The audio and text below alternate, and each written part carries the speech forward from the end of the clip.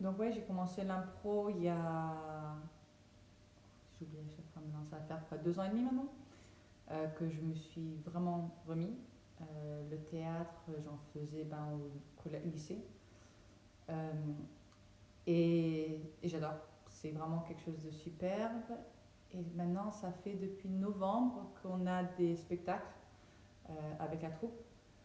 Mais bien sûr, avec le Covid, c'est en pause. Mhm. Ça, c'est Hong Kong. C'est à Hong Kong, voilà. C'était à D'accord. Hong Kong, Et tu voilà, fais de l'impro exactement. en anglais. En anglais, voilà. D'accord. J'ai essayé de l'apprendre en français. Une fois, c'était intéressant. Je pensais que j'allais bugger plus que je l'ai Mhm. fait. Mais c'était sympa. Et c'est intéressant aussi de voir les différents fonctionnements de l'improvisation parce qu'il y a quelques petites nuances en fait. Oui.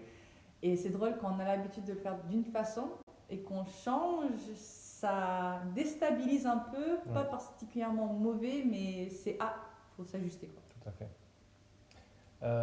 L'impro, alors techniquement, ça fait 20 ans, parce Mm. que pendant la formation du conservatoire, on utilisait l'impro beaucoup, sans en Mm. parler, sans le dire vraiment, ou sans se focaliser dessus. Mais j'ai fait une formation de masque de la Commedia dell'arte, et euh, quand on prépare traditionnellement la Commedia dell'arte, c'est un schéma narratif, mais qui n'est pas écrit, qui juste dit, bon, on fait ça, dans la première scène, on va parler de ça, dans la deuxième scène, on va dire que le mari a trompé la femme, dans la troisième scène, blablabla. Et donc, on a la structure, on sait ce qu'on doit faire, mais tout est improvisé. Et donc, ça nous permet si on trouve un truc sur le moment, de le faire, de le garder pour la fois d'après, ou de le changer, donc ça, techniquement, c'était de l'improvisation, mais on ne l'appelait pas comme ça, on ne le nommait pas comme ça. Et après, par contre, c'est que à Shanghai où j'ai rejoint la troupe ZMAC, et là, j'ai été mieux formé, et donc ça fait 10 11 ans, je vais dire, et que là, j'ai vraiment repris l'impro à fond, avec des formations aux États-Unis, et beaucoup, beaucoup, beaucoup de spectacles en Chine. Cool. Voilà. Et pourquoi l'impro? Pourquoi l'impro? Eh bien, quand je suis tombé dedans, en Chine, j'ai dit, mais enfin des gens qui pensent comme moi. Euh, mais c'est ma vie en fait. Euh, J'étais toujours animé de cette impression qu'il fallait vraiment vivre dans le moment, écouter vraiment ce qui se passait autour de soi, bien observer pour pouvoir réagir, pour pouvoir voir ce qui est intéressant, etc. Et donc l'impro correspondait à ça, mais je le faisais de manière instinctive, sans savoir qu'il y avait un art qui était relié, Mm. et qui m'a appris beaucoup de choses, et qui se transfèrent facilement dans la vie. Et donc pour moi, ouais, pour moi c'est beaucoup de fun, c'est beaucoup de rigolade, mais aussi quand on fait ça sérieusement, c'est aussi un travail d'équipe ou une Ouais. complicité que tu retrouves très peu ailleurs. Et je pense que c'est on va dire compétence, parce que le mot est à la mode, mais c'est une compétence Ah oui. essentielle de la vie, de savoir improviser. Mais Euh, il y en a plein qui en ont peur. C'est oui, ça qui me parce qu'il y a fascine. une connotation négative de l'improvisation, en tout cas, moi j'ai trouvé dans la culture française, quand on dit on va improviser, ça fait peur aux gens. Oh, le pique-nique demain, on va improviser. Il y en a qui sont cool avec ça, mais il y a aussi beaucoup de gens qui se disent non, non, les Français, ils aiment bien avoir, enfin, pas que les Français d'ailleurs, mais les gens en général, mais aiment bien savoir où ils vont, ils aiment bien le filet de sécurité, euh, parce qu'ils n'ont pas appris à ce qu'on peut aussi faire différemment, et ça peut apporter quelque chose de différemment, et ça peut être une forme artistique Ouais. en soi. Moi, j'ai trouvé que quand je parle aux gens et que je dis que je fais de l'improvisation, ce qui revient beaucoup, c'est mais qu'est-ce que tu sais dire, comment tu sais. Mmh. Et en fait, la peur, l'appréhension, c'est le fait aussi de ne pas être planifié, mais aussi d'avoir peur de dire quelque chose qui ne va pas être accepté aux autres, avec les Oui. autres. Et justement, cette peur te retient. Mmh. Et c'est ce que je dis aux gens quand ils essayent. Et je dis, quand tu penses, t'es foutu. C'est ça. Parce que le plus tu penses, le plus tu t'arrêtes et le plus tu es en train de trop penser. T'es pas dans le moment. Voilà. Et donc, tu essayes de dire quelque chose qui va être correct, mais c'est pas le but de l'improvisation, c'est justement de créer quelque chose de nouveau avec ce qui te vient à l'esprit. Ouais. Et il y a eu des moments aussi fascinants où, bon, ça c'était plus pour être politiquement correct, parce qu'il y a quelque chose que je voulais dire à voix haute, et je me dis, ça va pas passer, ça va être limite. Et en fait, ça a créé un moment magique, et en plus, je l'avais enregistré ce moment, donc je l'ai re-regardé, parce que pour moi, ça avait l'air d'être une éternité. Parce que je me suis bloquée, je ne savais pas quoi dire, j'ai carrément bugué, et j'étais là, et en fait, mon partenaire sur scène, il a vu que je buguais, j'ai mis un temps de pause, et il a donné une réplique, et je fais « Ah super, oui, oui, tout à fait, vas-y, donne !» Et je suis allée avec, en fait. Et en regardant ça après en arrière, j'ai réalisé que ce moment était très court, Oui. que la personne en face n'a pas du tout réalisé que j'étais complètement bloc où j'essayais de penser, et c'est passé quand même. Bien sûr. Je pense que l'impro, même quand on l'explique intellectuellement, il y a un cheminement pour être tellement convaincu que quoi qu'il arrive, c'est génial. Il y a tellement cette peur qu'on te dit non, mais quoi qu'il arrive, c'est super, parce que d'abord, c'est pas scripté, donc tu ne peux pas faire d'erreur, techniquement, c'est impossible. Que quoi que tu dises, quoi que tu fasses, c'est maintenant dans le script et on va faire avec. Même quand on l'explique aux gens, ils disent ok, d'accord, j'ai compris le concept, la peur viscérale est tellement forte qu'on met longtemps à dépasser ça. Et le moment, le déclic où on se dit mais en fait, c'est pas faire n'importe quoi l'impro évidemment, hein, mais si on s'enlève la peur qu'on va faire mal, qu'il y a quelque chose qui ne va pas marcher, et qu'on se dit en fait on est tous des génies une fois qu'on a compris ça dans l'impro, et qu'on traite l'autre comme un génie, mais c'est magique, c'est là que ça marche. Moi j'ai vu des choses incroyables en impro, des moments, jamais on aurait pu penser à faire des choses comme ça. C'est ça qui est magique. Parce que ça vient naturel, que ça soit du corps, du dialogue qui se passe, quoi que ce soit, et de l'environnement. Oui. Alors pour compléter justement, parce qu'on disait que l'impro c'est pas n'importe quoi, quelles sont les structures que les gens ne voient pas? Et ça on peut partager pareil, français et anglais. Mais voilà, quelles sont les bases de l'impro, les structures justement que chaque improviseur sait et il joue par ses rôles pour que ça fasse qu'une scène d'impro marche, fonctionne en fait. Pour moi, il y a deux gros principes. Je pense que après, on peut en rajouter évidemment, mais il y a deux gros principes. Le premier, c'est accepter. C'est dire, c'est le fameux yes and, le oui et. Ça, c'est la base de toute improvisation, c'est-à-dire quoi qu'il se passe sur scène, quelle que soit la réalité qui est construite dans l'instant, on va être d'accord, l'acteur va dire ok, je joue le jeu, c'est jouer le jeu. Voilà, et je vais dans ce sens. Voilà. Ça, c'est la base de tout. Ça ne veut pas dire que le personnage va dire le mot oui, le personnage peut dire non s'il y a un personnage en conflit, etc. Mais il accepte la situation dès le départ. Et ça, c'est le principe de base. Voilà, pour moi. Le deuxième, c'est l'écoute. C'est-à-dire, on ne peut pas accepter sans avoir écouté. Et ça, c'est très difficile. On n'est pas habitué à écouter dans la vie. Quand on parle entre nous, on pense toujours à ce qu'on va dire. Ah, mais elle me fait penser à un truc, je vais dire ça. Et donc, on écoute plus que dit l'autre. Mais écouter, c'est un art. Les psychologues le savent bien. Les bons amis le savent bien. C'est tout un art d'écouter. Donc, il faut savoir observer, écouter avec tous ses sens. Hein. Et donc, voilà, pour moi, c'est les deux principes de base. Dire oui dans sa tête, accepter et écouter. Tout à fait d'accord. Après, on peut rajouter évidemment plein de petites choses. Mais le jeu d'acteur pour rajouter, pour continuer, tout ça. Oui, il y a plein de choses. Il y a quelque chose récemment que j'ai appris, que j'ai vraiment bien aimé, et c'est de jouer avec le corps. Et au lieu d'essayer de donner une réplique, parce qu'avec l'improvisation, surtout quand on débute, en fait, on a cette peur de la pause. Du silence. Ça bug. Et c'est fascinant. Et c'est vrai qu'il y en a beaucoup qui doivent dire quelque chose, ils doivent en rajouter. Qui remplissent. Et j'ai fait un workshop avec une femme hollandaise, Laura Dornweed, je ne sais pas si c'est mon frère. Et justement, c'est de jouer avec le corps et de voir ce que le corps va vouloir en fait dire après. Et plusieurs fois, je l'ai fait en fait, où tu as une scène et au lieu de redonner une réplique directement en dialogue, tu fais quelque chose. Et après, tu vois, en faisant cette action, il y a quelque chose qui va te venir à la tête et tu vas le dire et tu vas suivre. Oui. Et c'est vraiment naturel, en plus, ça sent vraiment naturel parce que tu n'essayes pas de forcer la réplique. Et ça aide énormément le jeu d'acteur de manière générale, où on peut exprimer énormément par les yeux, Ouais. par un léger mouvement de tête, par quelque chose. C'est vrai ce que tu dis, les improvisateurs débutants en parlent beaucoup. Mm.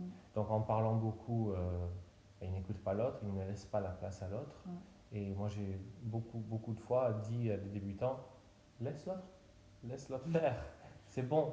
Et en plus tu construis à deux, en général la base de la scène c'est deux improvisateurs, c'est vraiment la base. Donc en parlant trop, tu laisses pas l'opportunité de te laisser surprendre par l'autre improvisateur qui va compléter peut-être pas dans le sens que tu avais prévu, Ouais. sûrement dans le sens que tu n'avais pas prévu.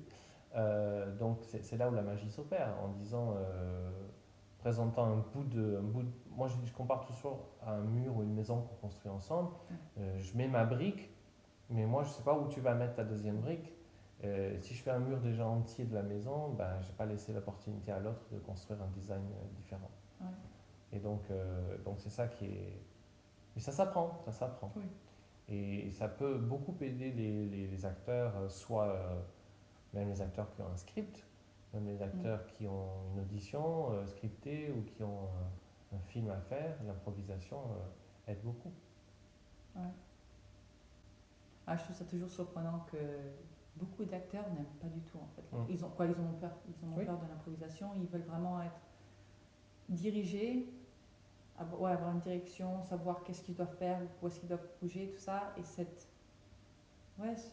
cet inconnu en fait, qui moi, ça me fait plaisir ça. Et puis j'ai aussi appris autant au fur et à mesure, pas que dans l'improvisation, mais en général dans la vie, qu'il y a tellement de changements, surtout en plus de nos jours en ce moment, que tu as beau planifier, que quand même 2 semaines avant, 1 semaine avant, il va falloir que tu rechanges de toute façon.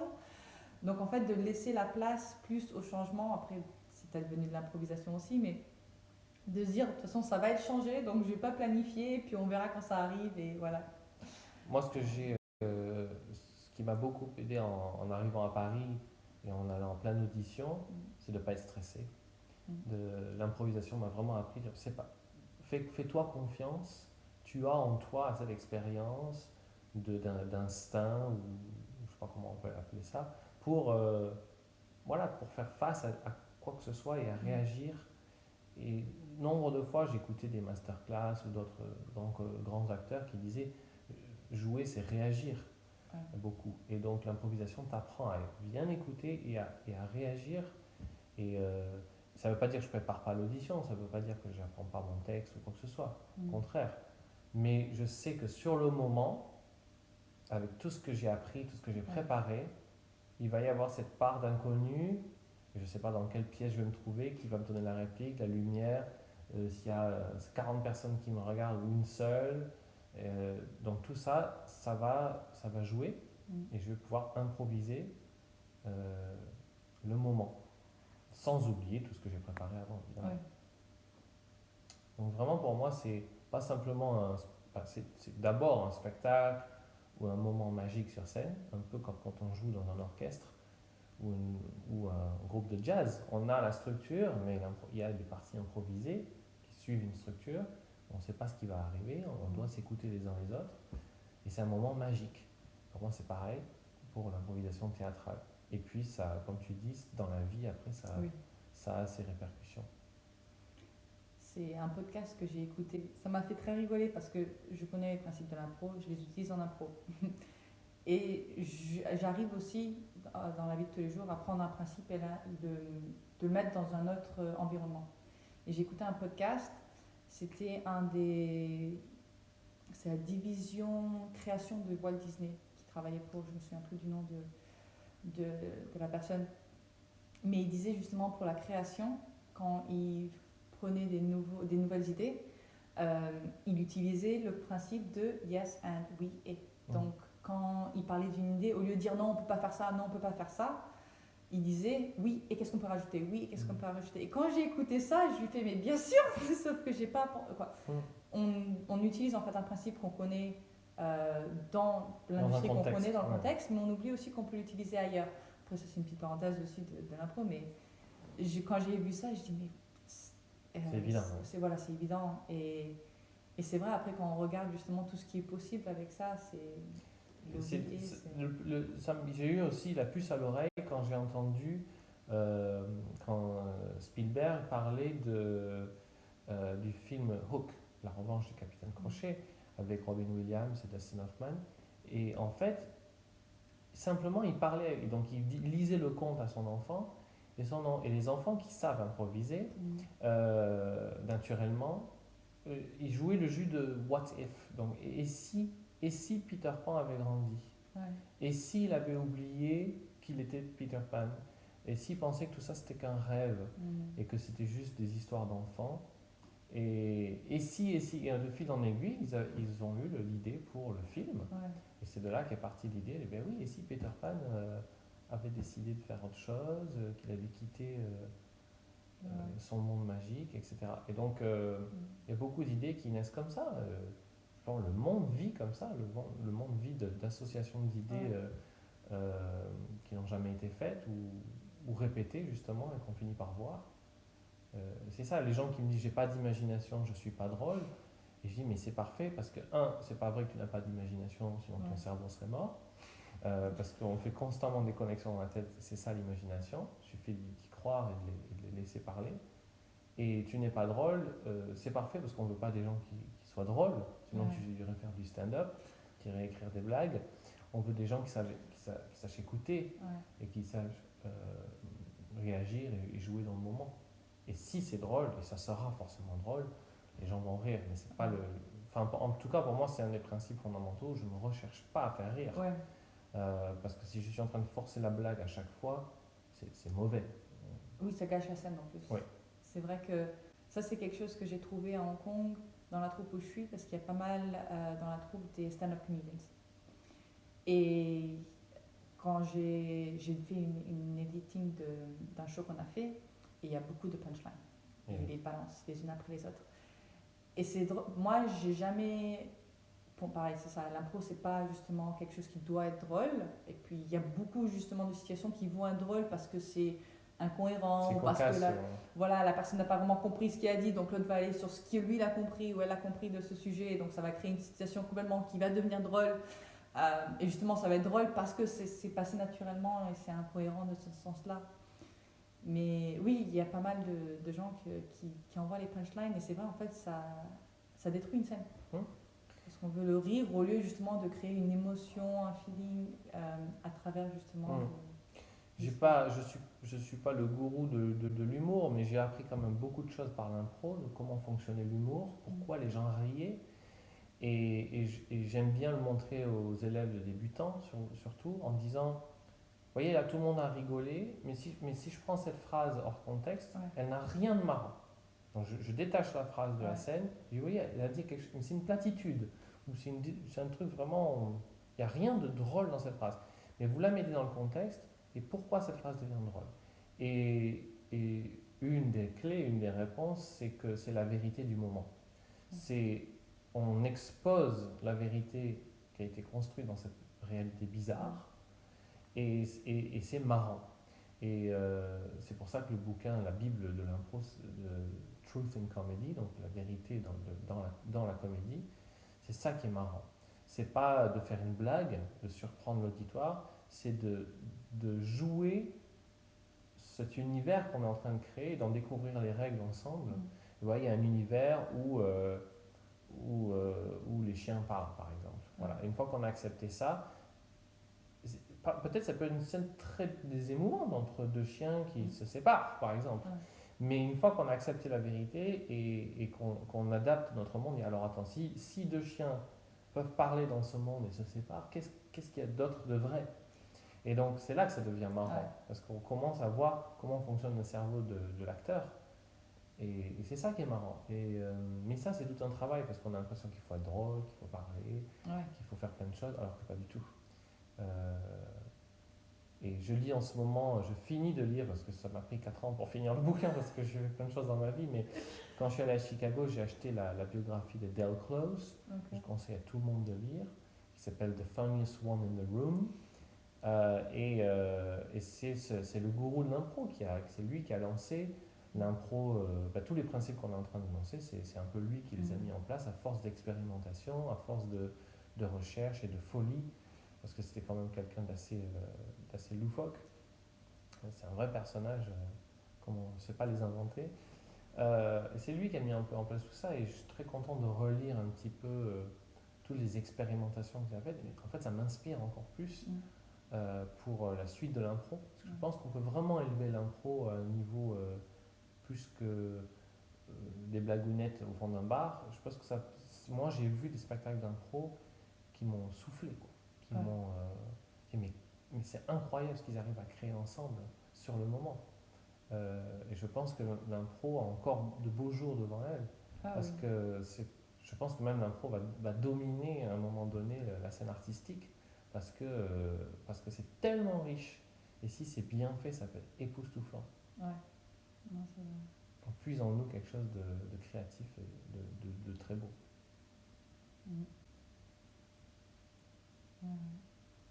Qu'est-ce qui t'a attiré, toi, dans l'impro? Je me demandais pourquoi l'impro, mais Oui, est-ce qu'il y avait quelque chose à l'intérieur qui vraiment te disait... C'était une certaine liberté et le fait que ça me donnait confiance en moi. La surprise, j'ai toujours adoré la surprise comme principe de vie. C'est pour ça que je voyage, pour me surprendre. C'est pour ça que j'essaie des différentes choses dans ma vie. Donc c'était la suite logique de dire on s'amuse tellement. Et après, j'ai mis un moment à comprendre la partie spectacle, c'est-à-dire je m'amuse moi, mais après je donne quelque chose à voir. Donc je pense que pour élever l'impro, il faut aussi passer par une formation d'acteur. Il faut se considérer comme un acteur quand on fait de l'impro, pas comme juste improvisateur. C'est une première étape, mais après, si on veut aller plus loin, si on veut vraiment faire les choses bien, on est aussi acteur, on est de vrais acteurs.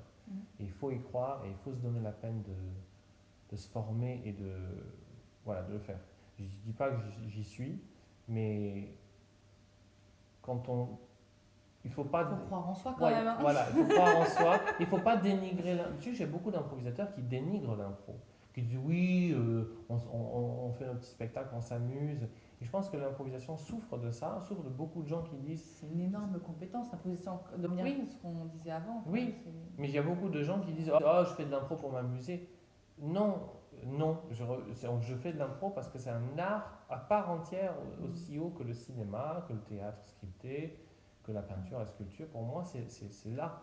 Et il ne faut pas dénigrer l'impro en disant c'est bon, c'est juste une bande de copains. Ça peut être ça, mais tout peut être ça. Oui. Je peux prendre un pinceau et je fais juste un petit tableau comme ça. Mais alors, pourquoi tu le fais, quoi? Enfin, je veux dire, si tu fais quelque chose, tu le fais sérieux. Et l'impro peut être aussi belle que d'autres formes artistiques. Ouais. Et donc, c'est pour ça que ça m'a attiré en me disant, ouais, je peux faire ça et je peux atteindre un niveau, j'espère, un jour, qui me permettra de dire, ouais, j'ai envie d'aller voir ce spectacle, j'ai envie que les gens disent, j'ai envie de payer 20 balles pour aller voir un vrai spectacle improvisé où je vais me régaler autant qu'à une pièce de Shakespeare ou autant qu'un bon cinéma. Ouais. Alors, le dernier spectacle que je suis allée voir, c'était un format longue durée. Oui, je sais pas, un long format. Long format. Et c'était musical improv. Il y avait aussi un pianiste très doué parce qu'il te sort des morceaux, ça c'est pareil, c'est un autre caractère dans l'improvisation. Oui. Mais j'ai tellement rigolé et c'était voilà, ça commence à partir de rien du tout. C'est ça. Et c'était un spectacle d'1 heure et demie. Donc là, ils ont fait le long form carrément et c'est parti sur une idée. Et ça fait toute l'heure et demie avec. Et la fin du truc, tu n'aurais jamais pu deviner au début du spectacle. Et c'est vrai, ça fait voyager, ça fait se balader.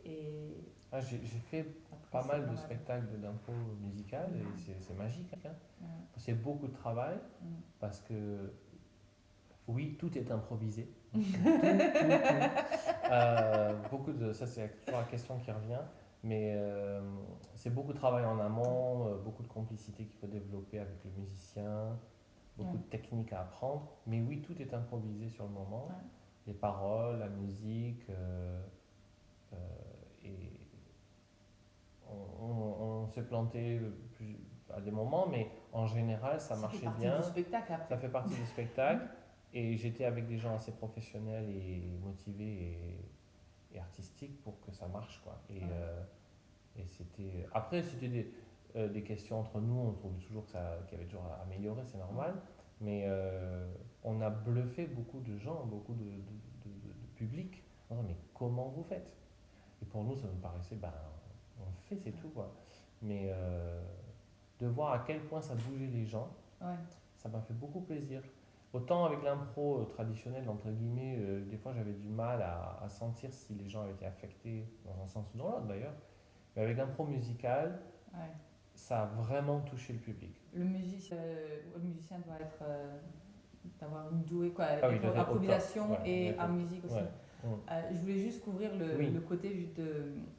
Parce que tout est improvisé. Et la question c'est, mais comment est-ce que vous entraînez? Et oui, en fait, c'est que on répète le format, parce qu'il y a des formats en fait qu'on va jouer, que ce soit un long format, un court format, que ce soit.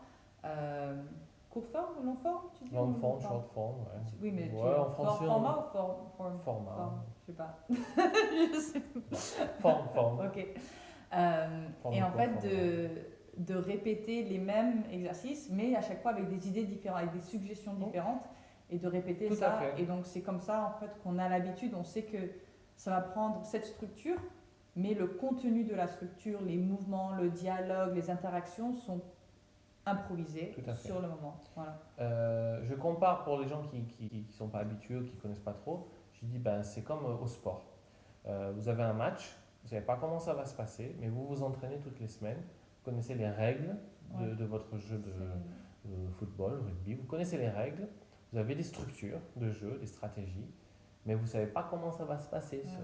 Vous êtes obligé de vous adapter à l'équipe adverse, etc. L'impro, c'est un peu ça. Et vous avez les règles, vous vous entraînez. À chaque fois, c'est différent, c'est entre vous. Et le jour où vous avez le public, ça va être encore différent. Et vous avez des outils pour pouvoir avancer. C'est un peu, pour moi, l'impro, c'est un peu un sport. Il faut être toujours prêt, il faut être en forme, il faut être physique, il faut avoir... c'est un peu un sport, je compare toujours ça. C'est votre séance de sport de la semaine. J'avais pas vu la comparaison. Oui, voilà, je sais pas comment te dire. Mais oui, en effet, c'est une bonne façon de l'exprimer pour les gens qui ne comprennent pas. Et toi, tu en as retiré quoi après 2 ans et demi de pratique? C'est quoi finalement le bilan? Enfin, le bilan, parce que c'est pas un bilan médical, mais qu'est-ce que tu en retires finalement après tout ça? Qu'est-ce que ça t'a apporté? Ce qui a apporté beaucoup de choses, comme dans plein d'autres choses dans la vie, mais oui, le côté de vraiment être plus à l'écoute de tout en fait. Après, je me suis jamais vraiment arrêtée à non, je peux pas faire ça. C'était plus comment est-ce que je pourrais faire ça. Ok, je peux pas le faire de cette façon, de quelle façon. Donc vraiment un peu de garder cette philosophie en fait et de l'appliquer, mais de le wording, la façon d'être dit est dite différemment. Oui, c'est ça, de ne pas utiliser le mot I can't. C'est how can I. Au lieu de je peux pas, comment est-ce que je peux. Et ça vient de ça, mais ça a été renforcé au fur et à mesure. Et après, c'est drôle, ce sont des principes que j'avais appris avant pour la vie, par exemple, à l'écoute, ce qu'on dit en anglais mindful listening. Pareil, quand quelqu'un parle, d'être vraiment 100% à l'écoute. Et même si on veut dire quelque chose, parce qu'il y a un moment où on dit « Ah, j'ai quelque chose à dire », de dire « Non, j'enlève, je réécoute ».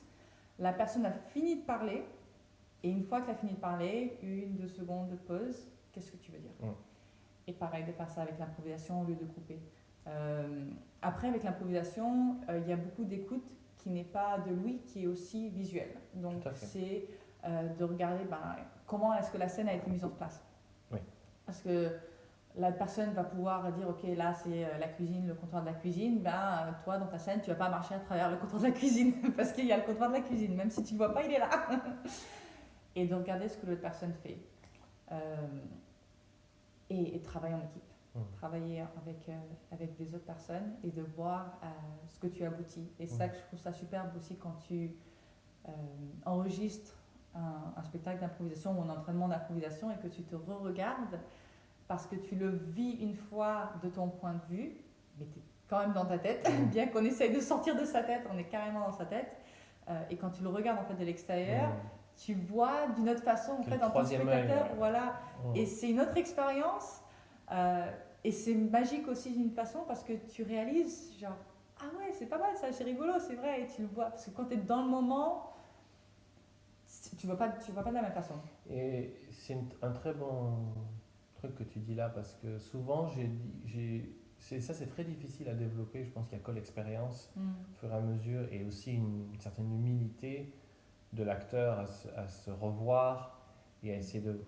Je dis qu'est-ce que vous donnez à voir au spectateur parce que comme tu dis, il y a ton point de vue dans le moment, tu vas réagir, mais il y a cette chaleur du public, ce regard que tu dois sentir.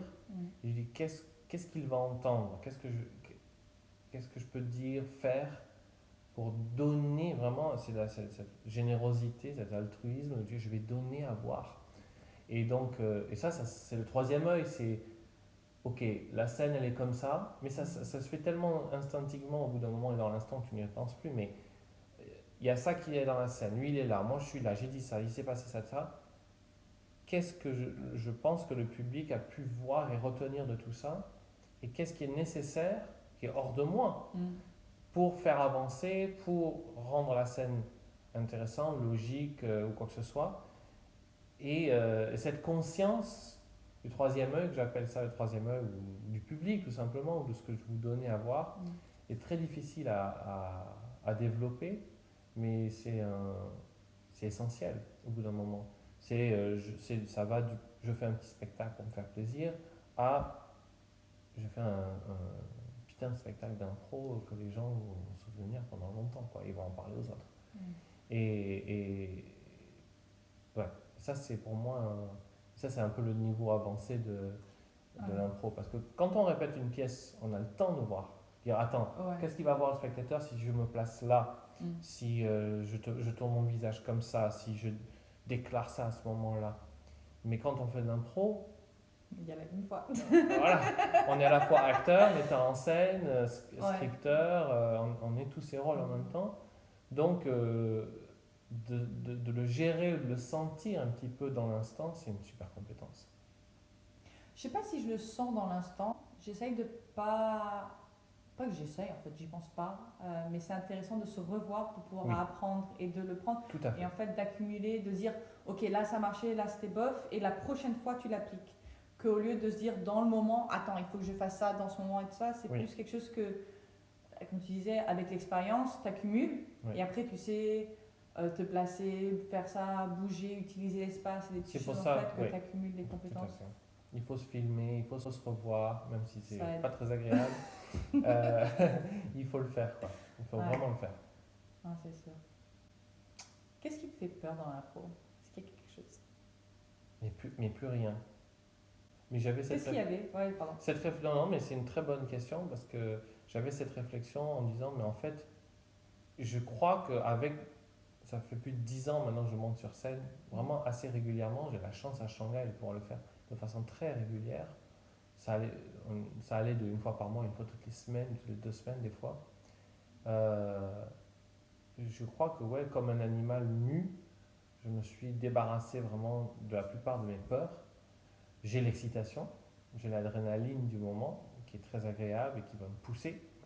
Et j'ai plus de peur. Je pense qu'à l'époque j'avais peur, j'avais pas 100% confiance en moi. Je suis monté sur des scènes à Chicago, on me dit mais vas-y. Et j'étais mais cette scène c'est là où a joué un tel, tout ça. Et donc je pense que j'étais je croyais pas assez en moi, du fait que j'ai en moi ce qu'il faut, j'ai ma personnalité, j'ai ma voix, j'ai ma façon de faire et ça suffit. C'est même beaucoup plus, c'est très suffisant pour pouvoir faire une super scène, pour pouvoir improviser, il n'y a aucun souci. J'ai en moi tout ce qu'il faut. Et je crois que je n'avais pas ça. Et j'avais très peur de ne pas être à la hauteur, de dire ce que je vais dire. Je vais le dire un petit peu, mais de ne pas y croire. Ouais. Je crois que j'avais peur de pas être un bon improvisateur ou d'être en dessous des autres. Et du coup, ça m'a bloqué, ouais. Ça m'a bloqué plein de fois. Euh, J'avais peur de. Alors, j'étais très. Il faut écouter, il faut écouter. Donc, du coup, j'arrivais comme une ardoise blanche sur scène, sans rien, un peu sans suggestion, sans énergie, sans rien. Parce que j'avais peur de trop imposer, de trop arriver avec mes idées, etc. Ouais, ça, j'avais peur. Et du coup, j'arrivais avec rien, ou très peu. Et on me disait toujours, mais je vois rien, il faut que tu amènes quelque chose, il faut que tu amènes une énergie, il faut que tu amènes un truc. Et c'est en lisant et en rencontrant aussi ce monsieur qui s'appelle Mick Napier, que je conseille de lire tout le bouquin de Mick Napier, qui a fondé un théâtre à Chicago qui s'appelle The Annoyance Theatre, un peu en réaction par rapport à la façon traditionnelle d'étudier l'impro, en disant mais non, mais d'abord vous prenez soin de vous et ensuite vous pouvez prendre soin de l'autre acteur. Et si vous pensez trop à l'autre, si vous êtes trop dans l'attente, qu'est-ce qu'il va faire l'autre, qu'est-ce qu'il va faire l'autre, vous vous oubliez vous-même et du coup vous n'avez rien à offrir. Mais l'autre acteur, il attend aussi de vous, donc c'est le serpent qui se mord la queue.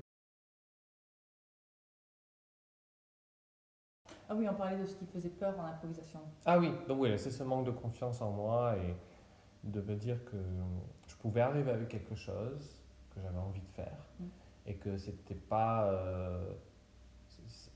Je pouvais toujours jouer l'impro, m'adapter, etc. Et que c'était encore plus marrant d'ailleurs d'arriver avec quelque chose et puis d'avoir à l'adapter sans l'oublier, sans l'ignorer, parce que je pouvais arriver avec une énergie, un personnage, etc.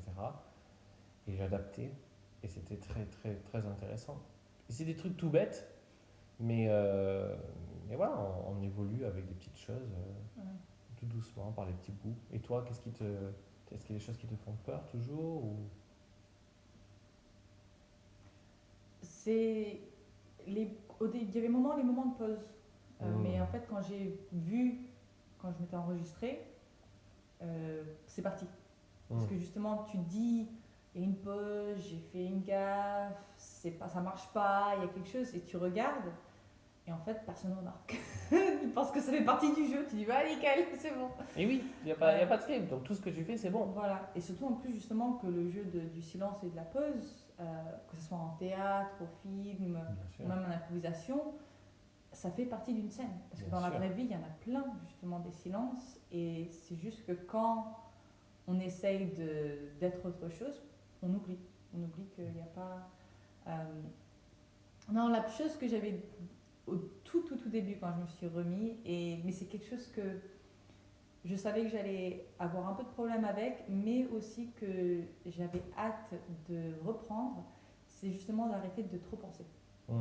Et quand tu as une suggestion qui te vient à l'esprit, même si tu penses qu'elle est trop farfelue, qu'elle vient de là ou quoi que ce soit, c'est pas grave, vas-y avec. Et l'autre personne va réagir à ce que tu dis parce que justement en improvisation, tu n'es pas seul. Tu as une autre personne pour jouer avec, c'est un coéquipière. C'est tout à fait.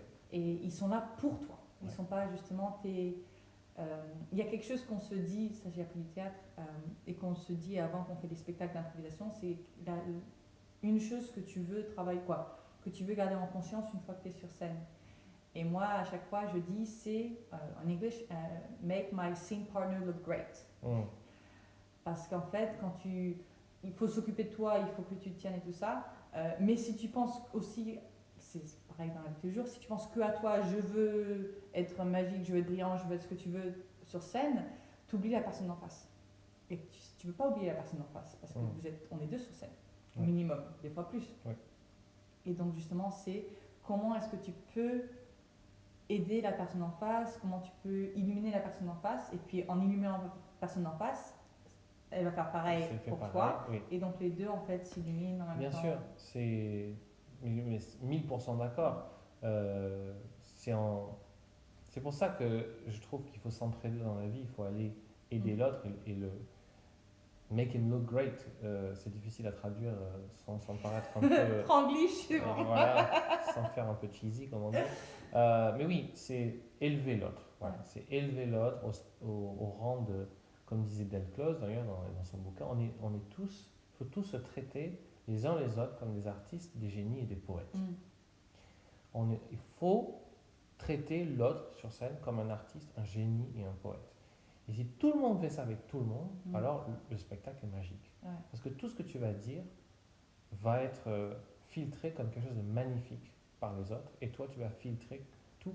Et c'est bête à dire, et même la plus triviale des suggestions, la plus triviale des répliques va devenir quelque chose de beau, et de oui, c'est exactement ça qui devait être dit, et tu l'as dit de la meilleure façon possible. Mais il faut tellement y croire, il faut tellement enlever les filtres d'analyse et de jugement qu'on a en nous, que ça prend du temps, et c'est pour ça qu'on s'entraîne à l'impro. Et c'est pour ça que la partie entraînement est importante et qu'on l'enseigne, entre guillemets. Et en fait, on donne des opportunités de juste en faire tout le temps. Et ce que tu disais aussi par rapport à y aller avant de penser trop, ça me fait penser au principe que j'enseignais, c'est follow your feet. On suit ses pieds. Si on a un instinct d'y aller, même si l'idée n'est pas formée, il faut y aller. Et je dis toujours aux élèves, allez-y avant d'avoir une idée. Parce que dans les jeux où on doit remplacer quelqu'un, où on doit relayer une scène, si vous êtes trop spectateur, que vous analysez et que vous attendez d'avoir une idée, le moment passe beaucoup trop vite pour que vous puissiez l'attraper. Il faut y aller avant d'avoir une idée. Vous avez envie d'être sur scène, vous pensez que c'est le bon moment par rapport à ce qui se passe, pas par rapport à ce que au futur de la scène, mais dites là, je sens que cette scène, elle a atteint une fin, où il y a un rythme à ce moment-là qu'il faudrait changer quelque chose, il faudrait introduire un nouveau personnage, il faudrait faire partir un, il faudrait changer l'atmosphère. C'est ça, c'est cet art en vous que vous avez de sentir les choses. Il faut jouer là-dessus et pas se dire ce serait bien si la grand-mère revenait à ce moment-là et faisait une déclaration comme quoi en fait c'était pas elle qui avait changé le bébé. Ben, c'est trop tard là, c'est fini là et votre idée ne peut plus marcher. Et dans la vie parfois c'est comme ça, il faut saisir les choses instinctivement.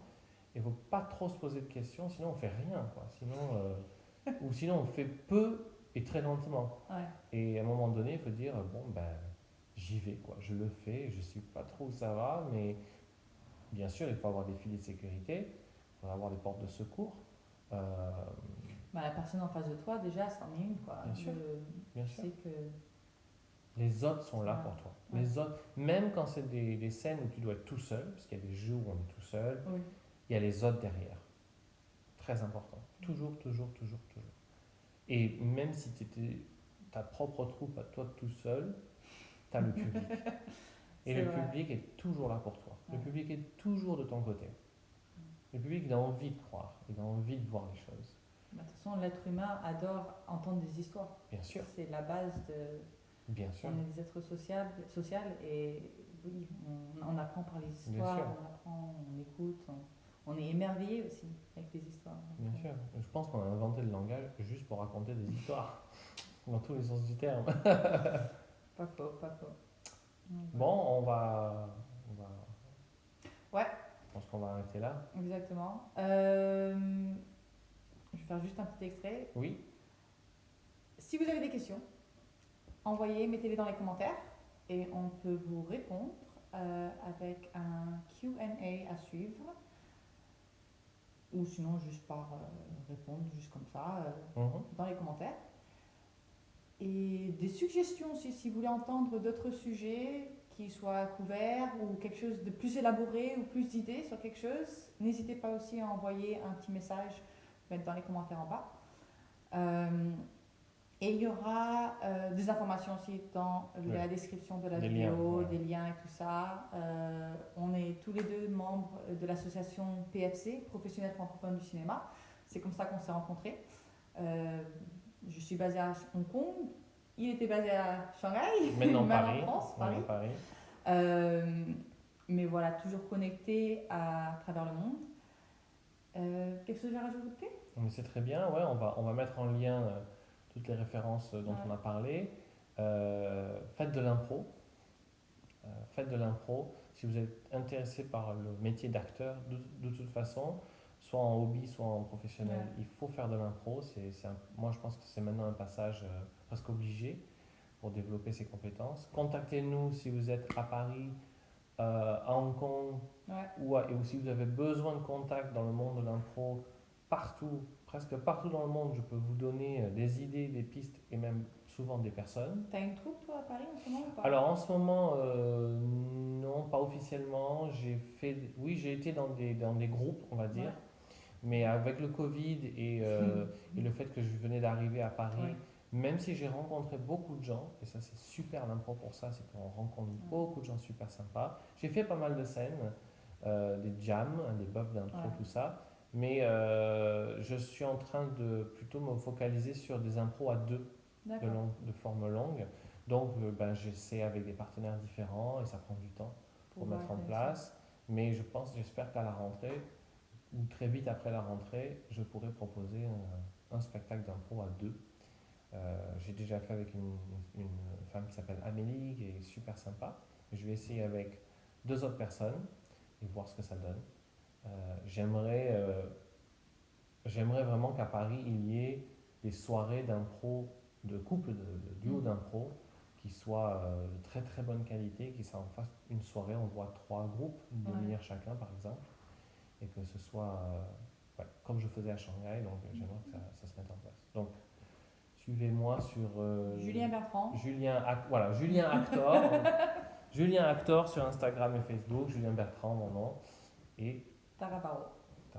Voilà. Sur Facebook, Instagram, website et autres. Voilà, on mettra tout ça. Voilà. Exactement. À bientôt. Merci, au revoir. Au revoir.